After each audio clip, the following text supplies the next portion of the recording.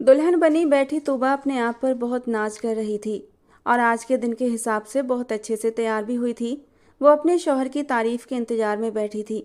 मुइज़ खान उसे देखकर अपना दिल हार बैठेगा, मगर उसे क्या पता था कि आज की रात उसके ख्वाबों का ताजमहल जमीन पर ढेर होने वाला है। और ये रात इस कदर भयानक होगी कि उसे अपने वजूद से भी नफरत हो जाएगी। आने वाले खूबसूरत पल की बेचैनी उसे गुदगुदा रही थी कि तभी मुइज़ खान के कदमों की आवाज़ उसके कानों में पड़ी तो वो दिल की धड़कनों को संभालती सीधी होकर बैठ गई। चेहरे पर एक शर्मीली मुस्कुराहट उभरी थी। दिल की धड़कनें अलग शोर मचा रही थीं। हाथों की हथेलियां पसीने से भीगने लगी थी। मुइज़ खान बिना किसी लाज के दरवाजा बंद करते उसके सामने आकर बैठ गया और एक नज़र उसके सजे हुए हुलिये पर डाली। लेकिन आगे जो बोला था, तूबा का दिल धक से हुआ था। उसके बोलने के अंदाज में बेतहाशा नफरत थी। ये तुमने इतना बड़ा घूंघट क्यों निकाला हुआ है? जा उठो। उसने बेदर्दी से उसका घूंघट उलट दिया था। चेहरे पर नागवारी सजाए उसे ही देख रहा था और ये सब देखकर तूबा का दिल कई टुकड़ों में बट गया था। जो पल नाजुक एहसास से भरपूर होते हैं वो उसके गुस्से और नफरत की नज़र हो गए थे। उसके चेहरे पर देखकर मुइज के दिल में कोई हलचल न हुई थी, ना ही उसकी तैयारी पर कोई तारीफी जुमला उसने कहा था। वो बस पत्थर बनी हैरानी से उसके चेहरे को देख रही थी, लेकिन वो तो उसकी हैरानी को नज़रअंदाज करते अपनी नफरत और गुस्से में जल रहा था। जाकर चेंज करो, मुझे ये ड्रामेबाजी बिल्कुल पसंद नहीं, और सुहागरात में लड़की का झिझक कर बैठना भी बिल्कुल पसंद नहीं। लड़कियां बेवकूफ़ तो नहीं होती कि आज की रात क्या होगा, वो सब जानती हैं। फिर इस तरह शर्माकर बैठने की क्या ज़रूरत है? उसकी आवाज़ पर वो होश में आई थी। अपना सर झुका गई कि एक और जुमला उसके कानों में टकराया। ये शर्माना, झिझकना, घूंघट निकालना, ये सब फिल्मों ड्रामों में होता है। हकीकत की ज़िंदगी में इन चीज़ों की कोई अहमियत नहीं है मेरे लिए। एक बीवी हो, महबूबा नहीं कि इतनी अदाएँ दिखाओ। मुइज़ खान की कड़वी बातों से वो दहल कर रह गई थी। इतने संगदिल इंसान के साथ वो अपनी ज़िंदगी कैसे गुजारेगी, ये सोच कर ही वो डर के मारे कांप उठी थी। उसने सुना था कि कुछ मर्द सख्त होते हैं कि बीवियों की जिंदगी को जहन्नम बना देते हैं। शायद उसकी ज़िंदगी भी ऐसे ही जहन्नम बनने वाली थी। पर उसने कहाँ सोचा था कि मुइज़ खान सख्त होने के साथ साथ बेहद मगरूर भी है। उसे अपनी ख़ानदानी इमारत का ही नहीं बल्कि अपनी खूबसूरती, अपनी शानदार पर्सनालिटी का भी बहुत ज़्यादा गुरूर था। इसीलिए उसने अपनी बीबी के हुस्न के बारे में एक शब्द भी कहना गवारा न किया। वो अपना भारी लहंगा संभालती बेड से उठी और बाथरूम की तरफ जाने लगी। उसे उम्मीद थी कि शायद मुइज़ खान उससे कोई तो बात करेगा, मगर ऐसा ना हुआ। वो बाथरूम में गई, दरवाज़ा बंद ही कर रही थी कि मुइज़ ने पीछे से दरवाजे को धक्का दिया और एक इनबलब उसको थमा दिया। वो ना समझी से उसको देख रही थी। ये पहनकर बाहर आना, मुझे किसी भी तरह का कोई नखरा दिखाने की ज़रूरत नहीं। वो उसे धमका रहा था या फिर उसका ये अंदाज था प्यार जताने वाला, उसे समझ ना आया। वो हाँ में सर हिलाती दरवाज़ा बंद कर गई। अपना लहंगा बदलने के बाद जब तूबा ने उन कपड़ों पर नज़र डाली तो एकदम शर्म के मारे पानी पानी हुई थी। वो बहुत छोटी सी ड्रेस थी जो उसके घुटनों तक आती थी। तूबा मुश्किल से वो ड्रेस पहन पाई। बहुत खूबसूरत भी लग रही थी। ये ड्रेस नीले रंग की थी और अपने आप को शीशे में देखकर वो खुद को सराहने लगी थी। बेशक वो एक गंदमी रंग की लड़की थी, मगर नए नक्श ऐसे थे कि उसकी खूबसूरती देखकर कोई ये नहीं कहता था कि वो आम सी लड़की है। वो धड़कते दिल की धड़कनों को संभालती बाथरूम से नंगे पैर धीरे धीरे कदम उठाती मुइज़ खान की तरफ बढ़ी थी तो मुइज़ उसे सर से लेकर पांव तक देखकर रह गया। एक पल के लिए तूबा को लगा कि शायद मुइज़ खान के दिल में वो उतर चुकी है, मगर ऐसा नहीं था। उसे देखते ही वो तंजिया हंसी हंसना शुरू हो गया। हंस हंस कर उसका बुरा हाल हो गया था। तुमने तो अपने आप को पाउडर लगाकर बड़ा खूबसूरत और गोरा बना लिया था। यही बात तो मुझे तुम जैसी लड़कियों की पसंद नहीं। 1 किलो मेकअप करने के बाद काली की काली लड़की भी गोरी लगती है, मगर तुम। वो फिर हंसा था। तुम तो बिल्कुल ही बदल गई हो। मेकअप से पहले तुम सुबह जैसी रोशन थी और अब तुम काली रात लग रही हो। और अपनी सूखी मिर्च जैसी टांगे तो देखो। वो उस पर तंज करता हंसकर उठकर खड़ा हुआ था और अपना कोट वापस अपने कंधों पर चढ़ाते बेजारी से उसकी तरफ देखकर बोला, क्या यार, मेरी सारी रात खराब कर दी तुमने। मुझे तो पता ही नहीं था ममा ने इतनी फिजूल लड़की चुनी है मेरे लिए। उन्हें पता भी है मैं खुद कितना खूबसूरत हूँ, उसके बावजूद पता नहीं तुम जैसी लड़की को मेरे माथे लाकर क्यों डाल दिया। मैं तो तुम्हारे साथ एक पल भी गुजारा न करूँ पूरी रात तो बहुत बड़ी बात है। और तुम अपना हुलिया देखो और अपना जिस्म देखो, सूख कर कांटा हो। सूखी टहनी से ज्यादा कुछ नहीं, वो अफसोस कर रहा था, जबकि तूबा बेयकीनी से उसके चेहरे को देख रही थी। उसका खड़े रहना मुश्किल हो गया था, लेकिन वो अपने आंसू पीती उसकी बातें सुन रही थी। मुझे तो भरी भरी गुदाज लड़कियां पसंद हैं, जिनकी खूबसूरती, जिनके भरे भरे फिगर को देखकर अंदाजा हो कि ये औरत है। वो जोर से दरवाजा बंद करता कमरे से बाहर निकल गया, जबकि तूबा सख्ती से बाहर आई थी। उस पर तो जैसे कयामत टूट पड़ी थी। उसे लगा कि उसकी जिंदगी में इससे ज्यादा बेइज्जती कभी नहीं हुई। कमरे को अंदर से कुंडी लगाकर वो बेड पर बैठकर रोने लगी। उसे मुइज खान से इस हद तक की उम्मीद नहीं थी। इतनी तो खूबसूरत हूँ, वो आईने के सामने जाकर खड़ी हुई।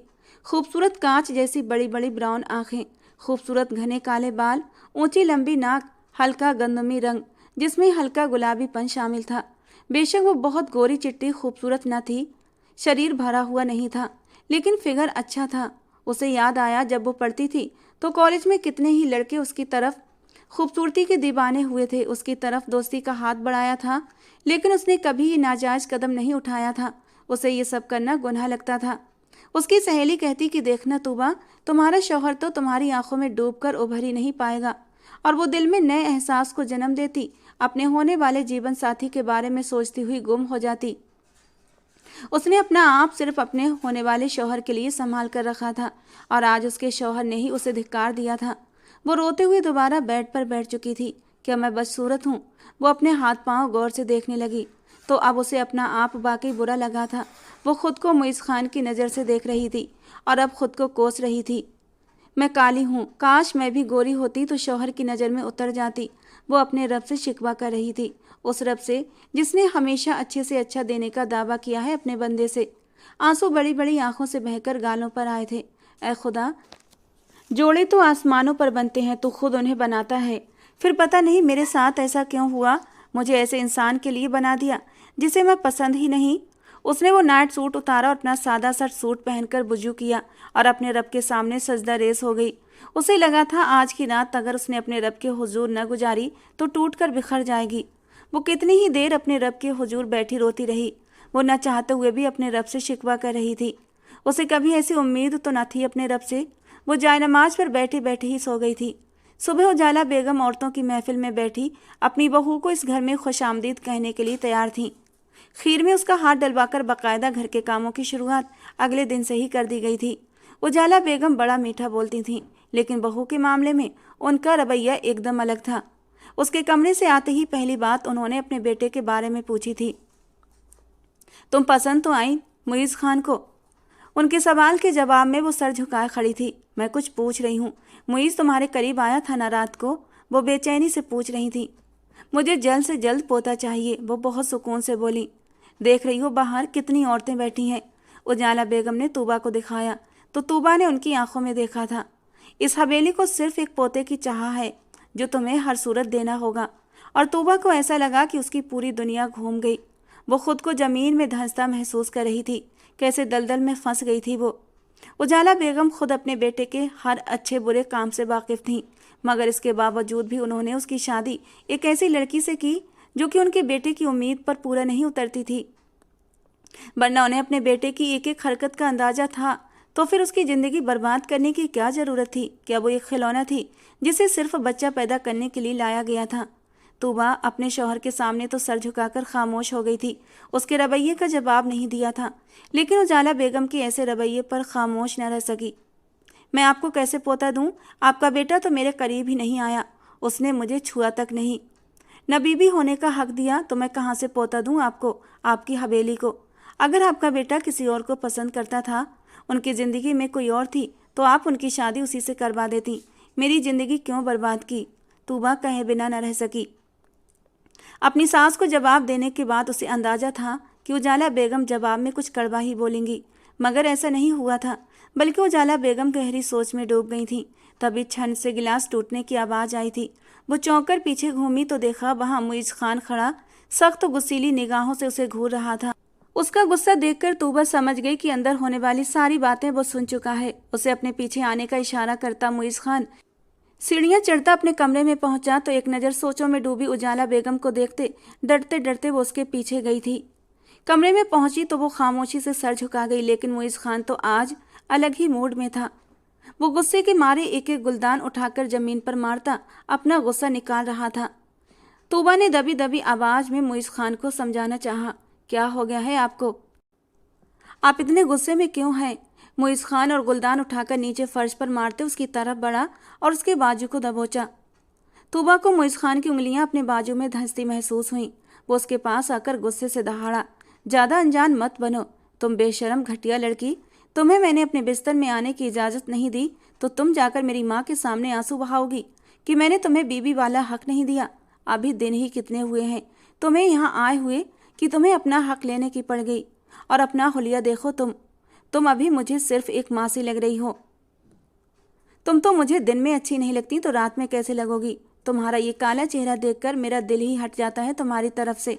लेकिन लगता है तुम्हें मेरी माँ से फ्री होने का कुछ ज़्यादा ही शौक चढ़ा है। मेरे बेडरूम की बातें जो कमरे तक रहनी चाहिए तुमने जाकर मेरी माँ को बता दी। मेरी इमेज उनकी नज़रों में ख़राब कर दी। मैं अपनी माँ को कुछ नहीं कह सकता, लेकिन तुम्हारे दिमाग में जो ये भूसा भरा हुआ है ना, इसे साफ करना मैं अच्छी तरह जानता हूँ। शर्म आनी चाहिए तुम्हें। वो उसे पीछे की तरफ धकेल कर बोला। वो संभलने की कोशिश करती दरवाजे के पास पड़े सोफे को सहारा ले गई थी, वरना वो जमीन पर ही गिर जाती। अब खड़ी खड़ी मेरा मुंह क्या देख रही हो? दफा हो जाओ यहाँ से। उसे जमा खड़ा देखा तो फिर से दहाड़ा था। उसके गुस्से से कहने पर वो पलटी, आंखों में आंसू आने को तैयार थे। मुइज खान को उसकी खामोशी और भी गुस्सा दिला रही थी। उसने उसे झंझोड़ा, दोनों बाजुओं से पकड़कर दीवार के साथ लगाया और उसकी आंखों में आंखें डालकर बोला, अगर दोबारा मैंने सुना कि तुमने मेरी माँ को कोई बात बताई है तो मैं तुम्हें सीधा लफ्ज कहकर इस घर से निकाल दूंगा, अपनी जिंदगी से भी निकाल दूंगा।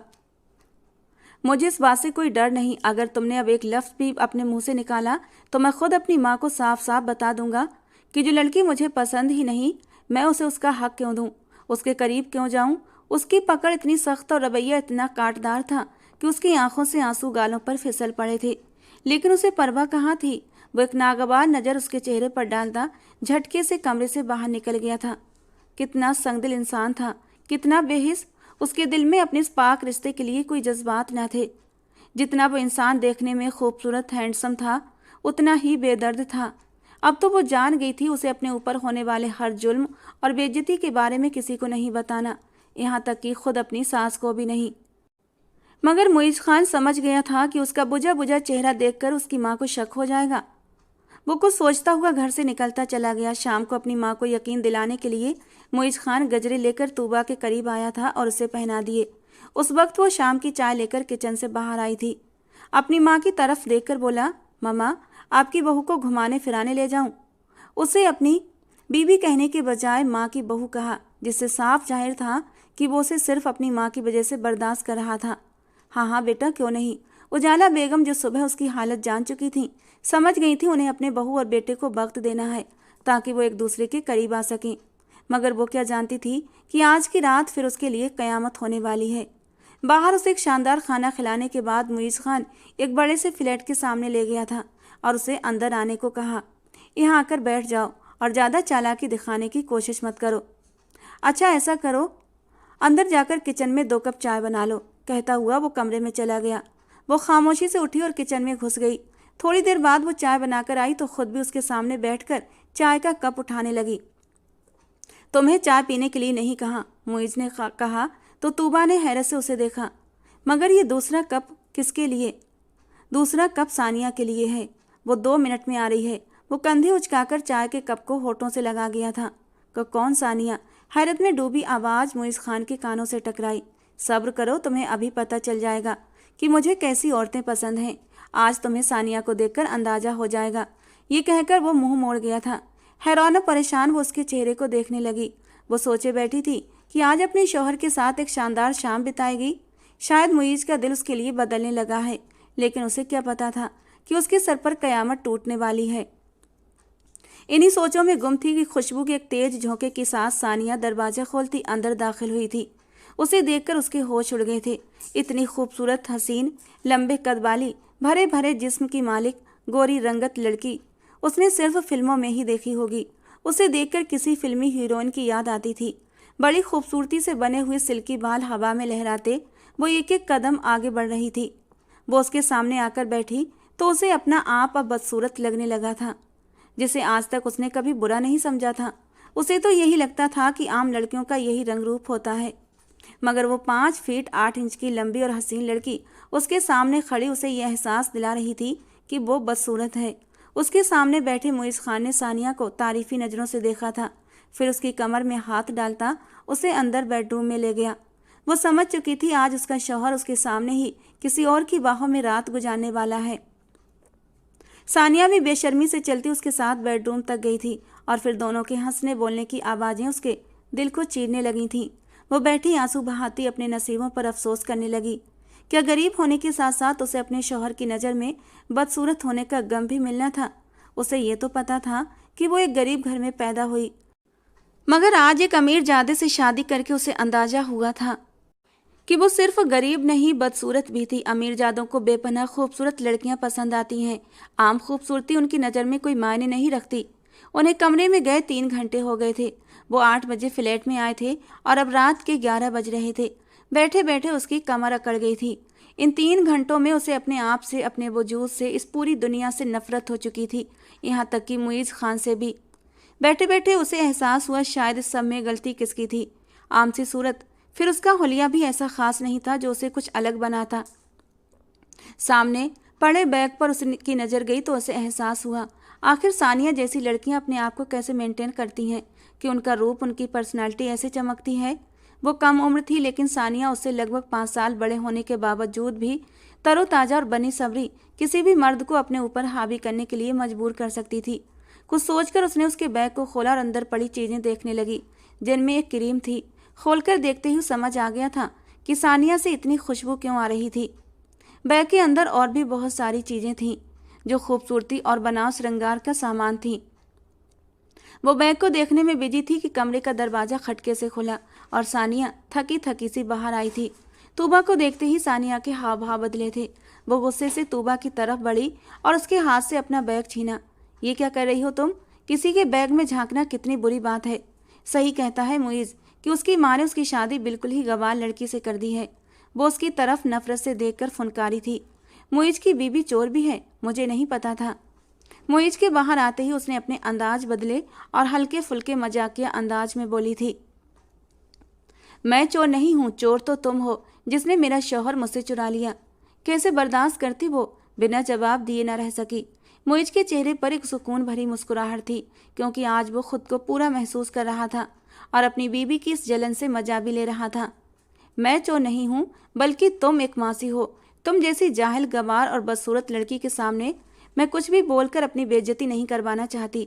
मुझ में कुछ खास है, इतनी खूबसूरत हूँ कि तुम्हें छोड़कर वो खुद मेरे पास आया था। जाहिर सी बात है, अगर शहद खुला पड़ा होगा तो शहद की मक्खियों के साथ साथ गंद पर बैठने वाली मक्खियाँ भी आएंगी। तो तुम अपने शौहर को गंद पर बैठने वाली मक्खी कह रही हो? वो बनावटी हैरानी से मुइज़ को देखकर बोली। मुइज़ के माथे पर भी बल पड़े थे। वो अब गुस्से से तूबा के चेहरे को देखने लगा। बहुत बड़ी गलतफहमी का शिकार हो मैडम। शहद मैंने अपने शौहर को कहा है और मैं शहद की ही मक्खी हूँ और तुम गंद पर बैठने वाली मक्खी, समझी? वो पल में ही सानिया को लाजवाब कर गई थी और सानिया के तो पूरे बदन में आग लग चुकी थी। बहुत हो गया मुइज़, मैंने अपनी बहुत इंसल्ट बर्दाश्त कर ली।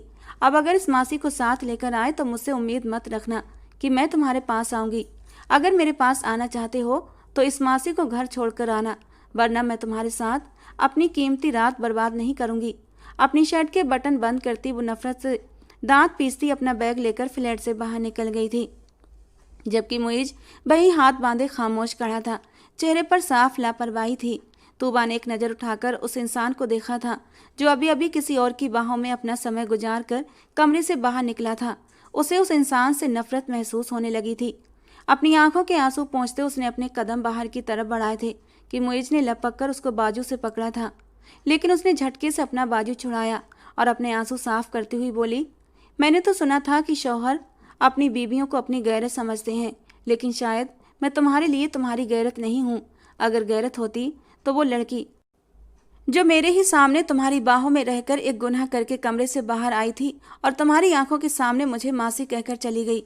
न चाहते हुए भी मुइज़ से वो शिकवा कर गई थी, ये जाने बिना कि आखिर वो समझता क्या था उसे, एक मामूली सी चीज़ जिसकी उसकी नज़र में कोई अहमियत नहीं।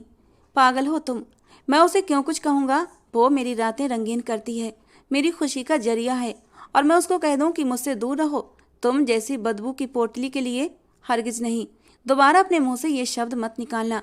शुक्र करो कि मैंने तुम्हें कुछ नहीं कहा, उसके सामने इस बात का भरम रखा कि तुम मेरी माँ की बहू हो, वरना मैं तुम्हें बताता। और अब ड्रामा बंद करो, घर जाकर रोने धोने की जरूरत नहीं।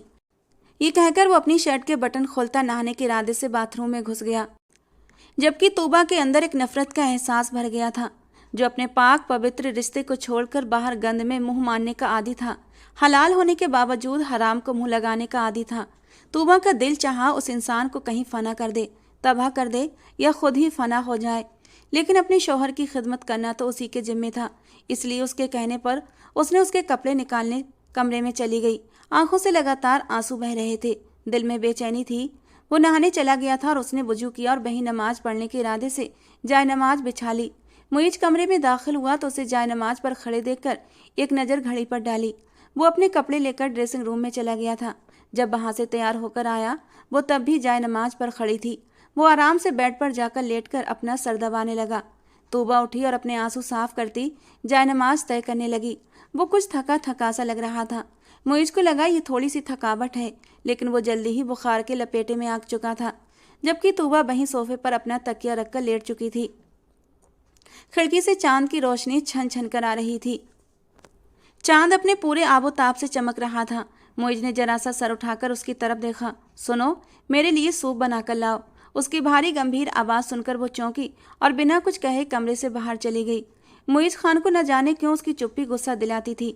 वो सर झटकता उठा और बेड के किराउन से टेक लगाकर बैठ गया। वो लाख नफरत के बावजूद भी मुईज से मुंह नहीं मोड़ पा रही थी। वो एक हिंदुस्तानी बीबी थी और हिंदुस्तानी बीवियां अपने शौहर की खिदमत करना अपने ऊपर फर्ज समझती हैं। वो उसके लिए सूप बनाकर ले आई थी। अगले दिन वो लोग घर वापस आ गए थे, लेकिन मुईज खान का बुखार कम होने का नाम नहीं ले रहा था। मुईज खान की देखभाल करती, उसे दवाइयाँ देती, टाइम पर खाना भी देती, सूप बनाकर देती और फिर उजाला बेगम के पास चली जाती। उस वक्त भी वो अपनी ही सोचों में गुम सूप बाउल में डाल रही थी कि उजाला बेगम किचन में दाखिल हुई। तुम बस सूप बनाती रह जाना, अपने शौहर के करीब भी जाया करो, उसे खुश करो। अब रात हो गई है, जाओ कमरे में और बाहर मत आना। मुझे तुम्हारी कोख से अपने खानदान का वारिस चाहिए। उजाला बेगम की बच्चे वाली रट सुनकर तूबा को अपनी माँ की बातें याद आई थीं। औलाद बड़े से बड़े बिगड़े इंसान को सीधा कर देती है। वो कुछ सोचती अपने कमरे में चली गई थी। वो अपना घर बनाना चाहती थी, बिगाड़ना नहीं चाहती थी। अगर मुईज बच्चों की जिम्मेदारियों में पड़ जाए तो शायद सुधर सकता था। यही सोचकर उसने इरादा किया था कि वो मुईज को अपनी तरफ अट्रैक्ट करेगी, उसे एहसास कराएगी कि मैं उसकी जायज बीबी हूँ। तूबा कमरे में आई तो वो बेड के किराउन से टेक लगाए बैठा था। वो उसके पास आकर बैठी। आप कहें तो मैं आपका सर दबा दूं। लेकिन मुईज खान खामोश रहा। उसकी खामोशी साफ थी कि हाँ। तो वो खुशी से हल्के हल्के उसका सर सहलाने लगी। काफ़ी देर तक वो उसका सर दबाती रही तो मुईज ने अपनी आईब्रो उचकाई। अचानक ही तूबा का हाथ मुईज को अपने हाथ पर महसूस हुआ तो मुईज ने अपना हाथ झटका था। मेरे करीब आने के बारे में सोचना भी मत। तुम बस एक बहू की हद तक ठीक हो। मेरा दिल तुम पर कभी नहीं आ सकता।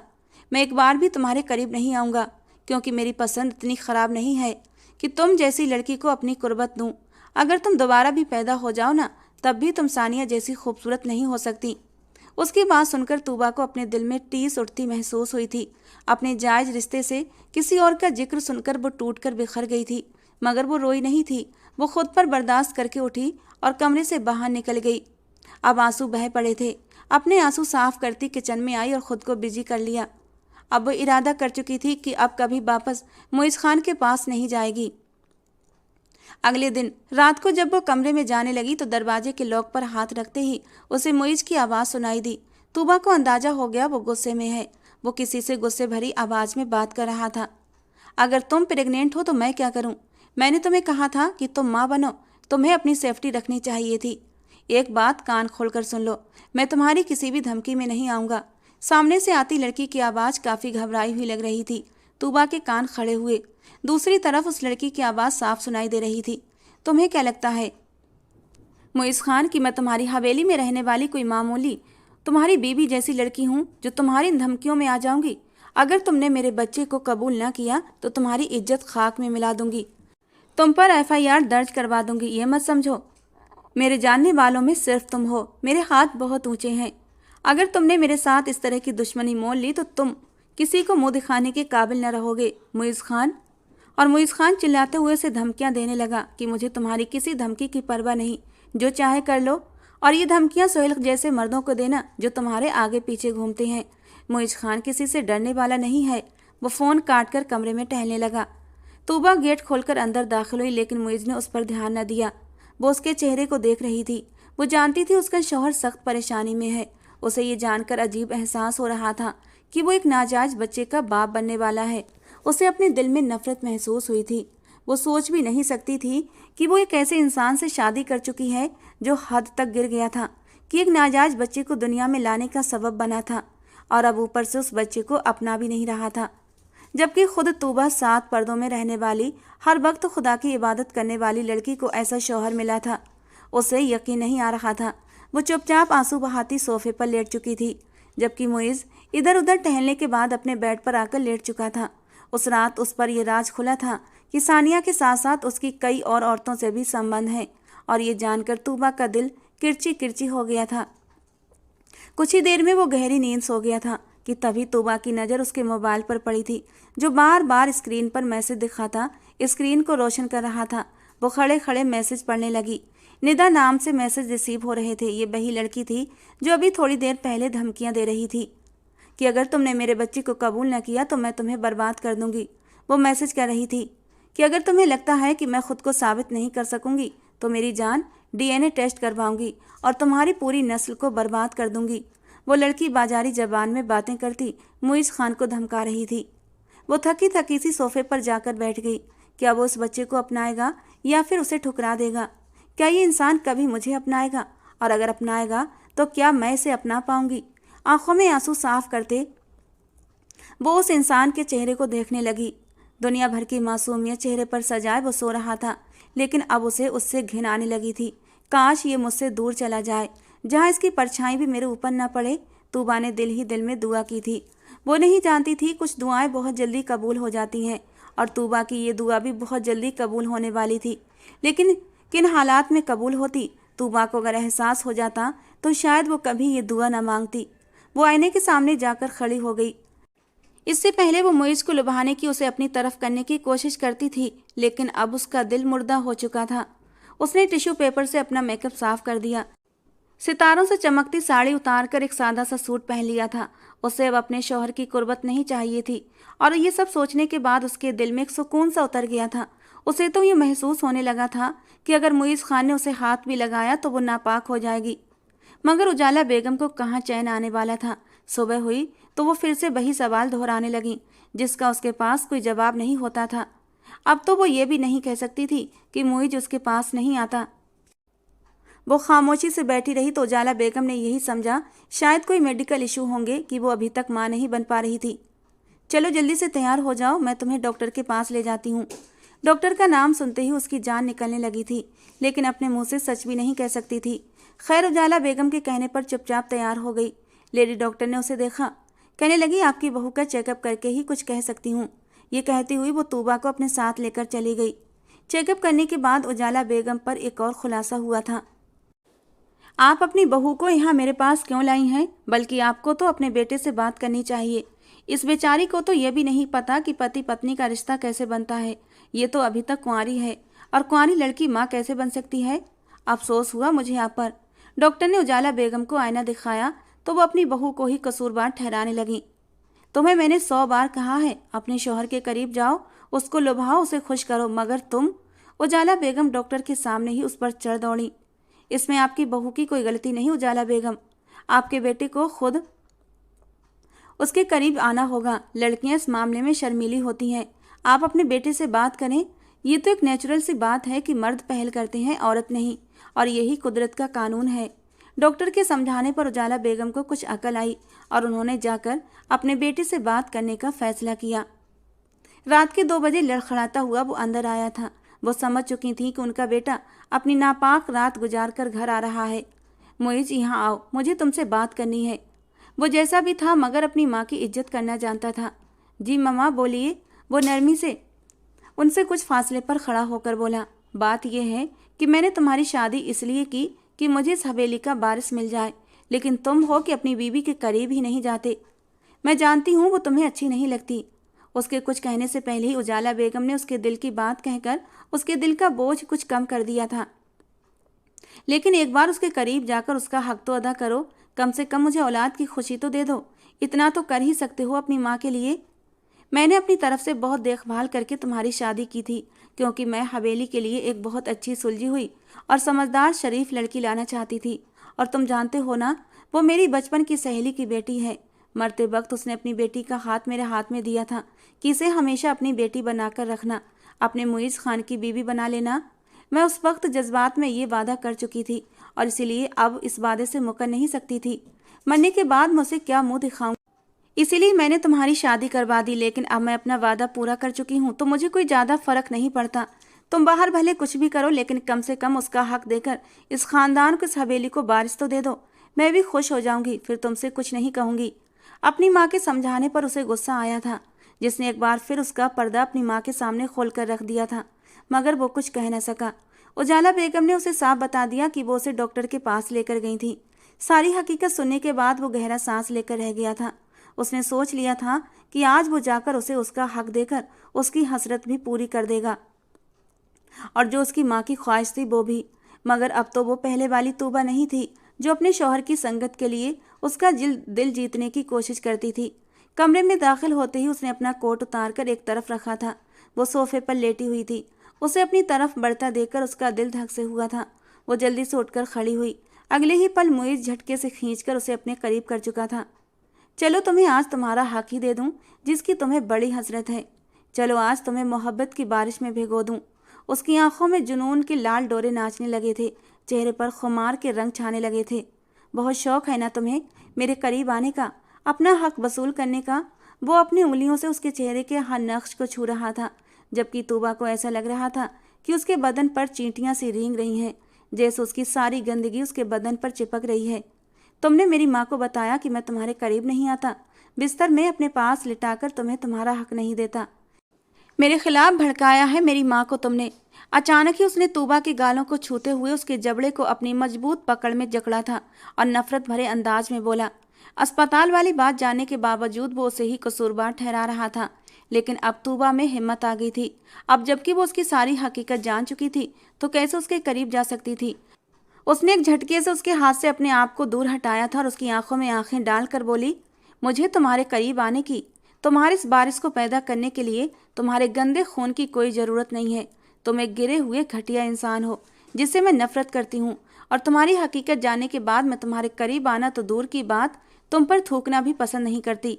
जबकि मुइज़ खान तो हैरत से उस लड़की को देख रहा था जो आज एकदम शेरनी बन गई थी।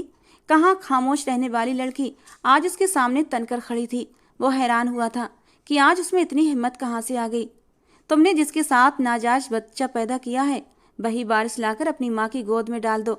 मैं इतनी गिरी पड़ी नहीं हूँ कि एक बदचलन, बद किरदार इंसान की औलाद पैदा करूँ। मैं तुमसे नफरत करती हूँ, नापाक हो तुम मेरे करीब आए तो मैं भी नापाक हो जाऊंगी।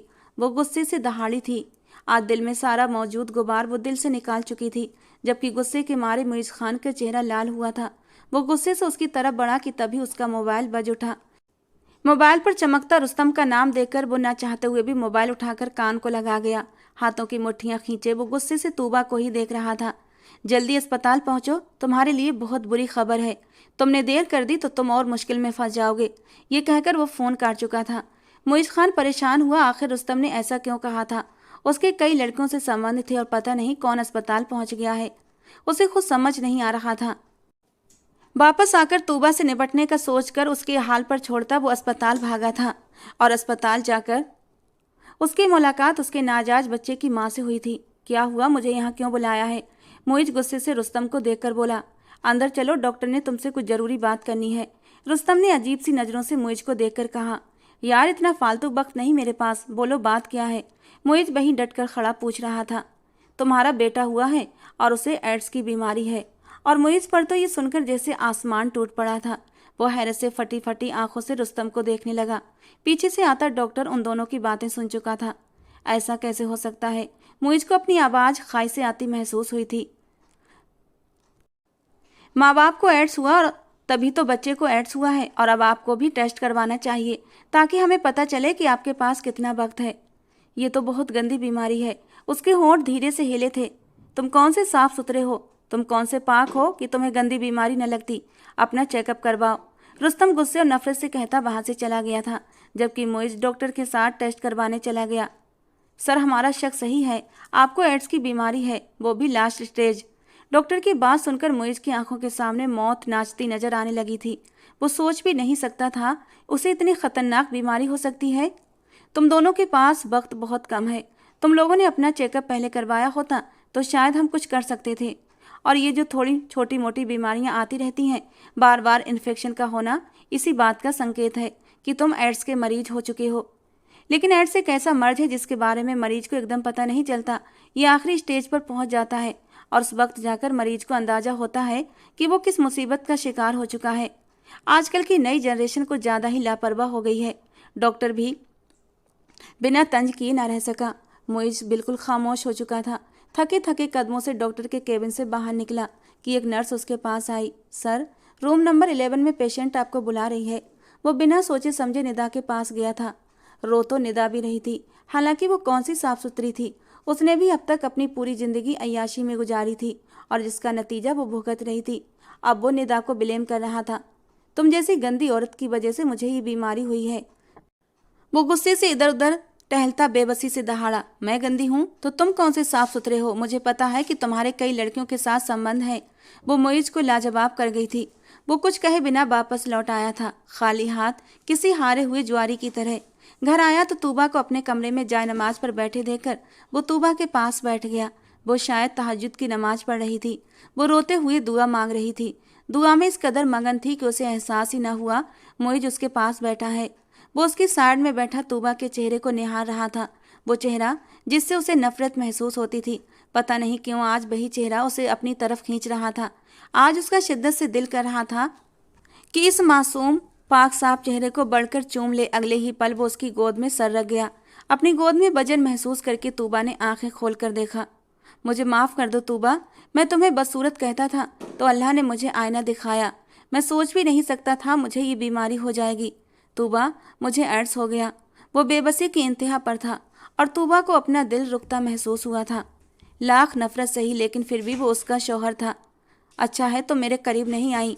मेरे जैसे गंदे इंसान को तुम डिजर्व नहीं करती। वो आंसू साफ करते उठा और फिर बिना तूबा की तरफ देखे वहां से गैलरी में चला गया। वो बोलना चाहती थी लेकिन बोल नहीं पा रही थी। उसे ऐसा लग रहा था जैसे उस पर आसमान टूट पड़ा हो। लाख नफरत सही, लेकिन थी तो उसकी बीवी। एक जायज रिश्ता था और इस रिश्ते में खुद ब खुद दिलों में एक दूसरे के लिए एहसास पैदा होते हैं। आंखों से न जाने कितने आंसू टूटकर गालों पर फिसल पड़े थे। जायनमाज वैसे ही छोड़कर वो गैलरी में आई थी जहां मोइज खान खड़ा चांद को देख रहा था। जो हमेशा गुस्से से बात करता था, आज उसकी आंखें नम थीं। वो रो रहा था। मौत ने उसे बेबस कर दिया था। जिंदगी में किए जाने वाले सारे गुनाह किसी फिल्म की तरह उसके सामने चल रहे थे। वो अपनी आंखें साफ करके पलटा तो सामने खड़ी तूबा को देखकर मुस्कुराया। तूबा की आंखों में आंसू चमक रहे थे। तुम क्यों रो रही हो? तुम्हें तो खुश होना चाहिए। एक बद किरदार इंसान तुम्हारी जिंदगी से चला जाएगा। खुशियां मनाओ कि तुम पाक हो। तुम्हें मुझ जैसे नापाक इंसान ने नहीं छुआ। सही है, बहुत बुरा हूं मैं। अल्लाह ने मुझे सजा देकर सबक सिखाया। मेरे जैसे इंसान को तो मर। अभी वो बोल ही रहा था कि वो तड़प कर उसके पास आई थी और उसके लबों पर हाथ रख दिया। कैसी बातें कर रहे हैं आप? मैंने ऐसा कभी नहीं चाहा था कि आप मुझसे। वो अभी बोल रही थी कि उसे कल रात वाली दुआ याद आई थी। वो नामे सर हिलाती रोते हुए मुंह मोड़ गई। उसने ऐसा कभी नहीं चाहा था कि उसकी दुआ इस तरह पूरी हो जाएगी। हाँ, वो उससे दूर होना चाहती थी। वो चाहती थी वो कभी उसे न छुए, लेकिन ये सब कुछ नहीं चाहती थी। उसे कुछ हो। तुम बहुत साफ दिल हो, तुम पाक साफ हो। एक ऐसे इंसान के लिए रो रही हो जो तुम्हारा गुनहगार है। चलो, मेरी नफरत में तुम्हारा तो फायदा हुआ कि तुम्हें ये बीमारी नहीं हुई जो मुझे है। वो दर्द से मुस्कुराया और उसे वहीं छोड़कर वॉशरूम की तरफ बढ़ा। तूबा अपनी सिसकियां दबाती पीछे आई थी और बेड पर बैठ गई। वो बुजू बनाकर बाहर आया था। वो पहली बार अपने रब के सामने खड़ा था। आंखों से आंसू टूटकर बाहर आए थे। देखते ही देखते उसकी हिचकियां बंद गई थीं। वो अपने सब गुनाहों की अपने रब से रो रो कर माफ़ी मांग रहा था। वो किसी बच्चे की तरह रो रहा था। जबकि तूबा को अपना दिल बंद होता महसूस हुआ था। वो उसके पास आकर बैठ गई। आप एक बार अपना इलाज तो करवाएं, हो सकता है आप ठीक हो जाएं। प्लीज़ इस तरह ना रोएं, अल्लाह ने चाहा तो आप सेहतमंद हो जाएंगे। वो रोते हुए बोली थी। नहीं तौबा, वक्त गुजर चुका है, अब ये मुमकिन नहीं। मेरे पास बहुत थोड़ा वक्त बचा है। ये इंसान भी कितना अजीब होता है, जब मौत सामने आती है तभी अपने रब को याद करता है, वरना अपने गुरूर में हमेशा चूर रहता है कि अपने रब को भुला देता है। वो बेबसी की इंतहा पर था, उसे हंसी आ गई। हमारा रब बहुत अच्छा है, माफ़ करने पर आए तो एक तवाइफ को माफ़ कर दे। आप तो फिर भी उसके बंदे हैं जो उसके सामने अपने गुनाहों की माफ़ी मांग रहे हैं। अल्लाह पाक ने कहा है, चाहे तुम्हारे गुनाह ज़मीन से आसमान तक हों, एक बार अगर तुम मुझसे सच्चे दिल से तौबा कर लो तो मैं तुम्हारे सारे गुनाह माफ़ कर दूंगा। बस आप उम्मीद न हारें और अपने रब से अपनी ज़िंदगी की सेहत के लिए दुआएं मांगें। वो उसके कंधे पर हाथ रखकर बोली, ताकि उन्हीं गुनाहों में दोबारा धंसता चला जाऊं। अब जिंदगी नहीं चाहिए तौबा, बस रब से माफ़ी चाहिए। तुम तो रब की पाक बंदी हो, दुआ करो ना मेरे लिए कि वो मुझे माफ़ कर दे। तुम बिल्कुल पाक हो, किसी फूल की तरह, एक आईने की तरह साफ। रब से कुछ मांगोगी तो तुम्हें यकीनन दे देगा। वो तौबा का हाथ पकड़े बेबसी से बोला था। आप ये बोलकर मुझे तकलीफ ना दें। उसने अपने आंसू पोंछे और उठकर वो कुरान शरीफ ले आया तो वो बस उसे देखे गई। इंसान अपने मुश्किल वक्त में ही अपने रब को याद करता है। देखते ही देखते 2 महीने गुजर गए थे। उस रात तूफानी बारिश हो रही थी। कमरे में मोइज का खांस खांस कर बुरा हाल था। इन 2 महीनों में तूबा ने न जाने कितनी इबादत की थी, कितनी दरगाहों पर गई थी, रो रो कर अपने रब के सामने मोइज की ज़िंदगी की दुआ मांगी थी। आज भी वो अपने रब के सामने खड़ी उस इंसान के लिए रो रही थी जिसने उसे अपनी ज़िंदगी में कभी वो जगह न दी जिसकी वो हकदार थी। मुइज ने धुंधलाई आंखों से एक नज़र तूबा की तरफ देखा और फिर छत को घूरने लगा।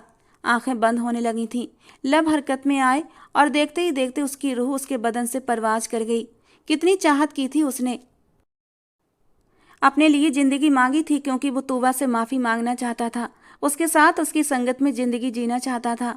वो उसे वो खुशियाँ देना चाहता था जिन खुशियों से उसने तूबा को दूर कर दिया था। कुछ ही पल लगे थे उसकी रूह निकलने में। तूबा नमाज पढ़कर उसके पास आई और हमेशा की तरह उसे सोया हुआ पाकर उसके ऊपर कुछ आयतें पढ़कर फूंकने लगी। मोइज खान हमेशा तूबा के साथ खुद भी तहज्जुद पढ़ता था। 2 महीने से यही होता आया था। आज भी वो उसे उठा रही थी। एक बार आवाज़ देने पर वो नहीं उठा, बिल्कुल खामोश लेटा रहा। आंखों के कोने नम थे, शायद जाग रहा था। तूबा ने गहरी सांस ली और उसकी आंखों के कोने अपने दुपट्टे के पल्लू से साफ कर दिए, ये जाने बिना कि वो तो कब का इस दुनिया से जा चुका है। बस अब बेजान शरीर पड़ा था। वो फिर से उसे हिलाने लगी। हाँ, वो खांस रहा था। तूबा को याद आया, अभी थोड़ी देर पहले ही तो उसे खांसी आ रही थी, लेकिन ये उठ क्यों नहीं रहा। तूबा उसके पास बैठ गई और हाथ की नब्ज पकड़ी। तूबा ने बेयकीनी से ना में सर हिलाया था, फिर वो चीख मारकर रो पड़ी थी। उसके रोने की आवाज़ सुनकर उजाला बेगम कमरे में आई थी। वो सब कुछ अच्छे से जानती थी, वो भी अपने बेटे के लिए दुआ करती थीं। इन 2 महीनों में मुइज़ को बदलते देखा था उन्होंने।